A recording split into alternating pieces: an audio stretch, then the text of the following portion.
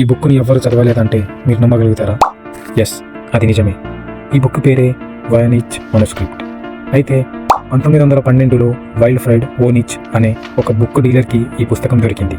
అందుకే దీని పేరు వయనిచ్ మనుస్క్రిప్ట్ అని పడింది. ఈ పుస్తకం కౌస్కిన్తో తయారు చేయబడింది. దాదాపు 240 పేజెస్ ఉన్నాయి. పేజీలో రాసిన భాష మనకి తెలిసిన భాషలతో మ్యాచ్ కాదు. ఈ ఇంటి లోపలే రాసుకున్న డైరీలా ఉంటుంది అని ఎవ్వరికీ అర్థం కాదు.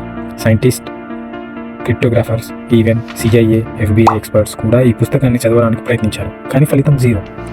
పేజీలో కేవలం రాతలు మాత్రమే కాదు, చిత్రాలు కూడా ఉన్నాయి. కొన్ని పేజీల్లో విచిత్రమైన మొక్కలు మనకి ఎక్కడ కనిపించని ప్లాంట్స్లా కనిపిస్తాయి. కొన్ని పేజీల్లో అమ్మాయిలు వింతగా డ్రాయింగ్స్తో ఉంటాయి. ఇంకొన్ని పేజీల్లో ఆస్ట్రాలజికల్ సింబల్స్ ఉంటుంది. మరికొన్ని పేజీల్లో మెడిసిన్స్, హెర్బల్ గురించి ఉంటుంది.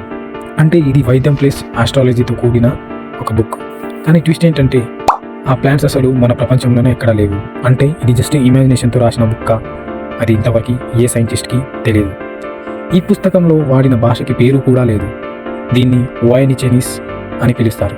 వర్డ్స్ చూడడానికి ఇంగ్లీష్లో కూడా లేవు. చైనీస్, అరబ్, సాంస్క్రిట్ ఏ భాషలతో పోల్చినా సరిపోవడం లేదు. కంప్యూటర్ అనలైసిస్ చేయగా ఇది నిజమైన లాంగ్వేజ్ స్ట్రక్చర్ ఉన్నట్టే ఉందని తెలిపింది. అంటే ఇది ర్యాండంగా రాసినది కాదు. దీని గురించి చాలామంది చాలా థియరీస్ చెప్పారు. కొందరు అంటారు ఇది ఒక సీక్రెట్ బుక్ అని, ఇంకొందరు అంటారు ఇది ఒక మ్యాజిక్ బుక్ అని, మరికొందరు అంటారు ఇది ఏలియన్స్ యొక్క లాంగ్వేజ్ అని, కొందరు ఇది అసలు ప్రాంక్ బుక్ కావచ్చు అంటారు. కానీ ఇంకా ఒక పెద్ద ప్రశ్న ఉంది.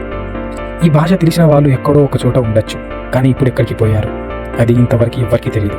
మీరు ఏమనుకుంటున్నారు? ఇది నిజమైన భాష లేక ఎవరో సరదాగా సృష్టించిన మిస్టరీ బుక్కా? కామెంట్లో చెప్పండి. ఇలాంటి మరిన్ని మిస్టరీ ఫ్యాక్ట్స్ వీడియోస్ కోసం లైక్ చేయండి, షేర్ చేయండి, సబ్స్క్రైబ్ అవ్వడం మర్చిపోవద్దు.